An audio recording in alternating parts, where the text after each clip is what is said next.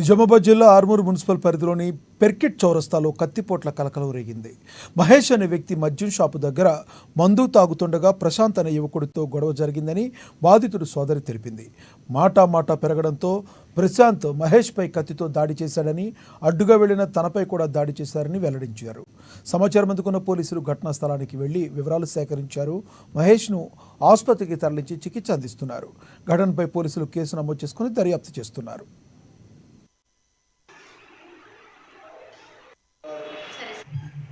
నేను కరీంనగర్ పోయి రోడ్ మా తమ్ముడి పేరు మహేష్. వాళ్ళిద్దరికి ఏం గొడవైందో నాకు తెలియదు. తర్వాత ప్రశాంత్ అయిన పేరు. ఇద్దరికి గొడవైంది దేనికి నాకు తెలియదు. కాకపోతే నేను సరిగ్గా పోయేసరికి నాకు ఫస్ట్ అయింది, తర్వాత మా తమ్ముడు పేరు మేము యాదవ్. కత్తి పట్టి దాడి చేసింది తమ్ముడు. నాకు కలిగింది మా తమ్ముడు పేరు. అంటే వాళ్ళిద్దరికి ఏమైనా పాత తెలుస్తుంది.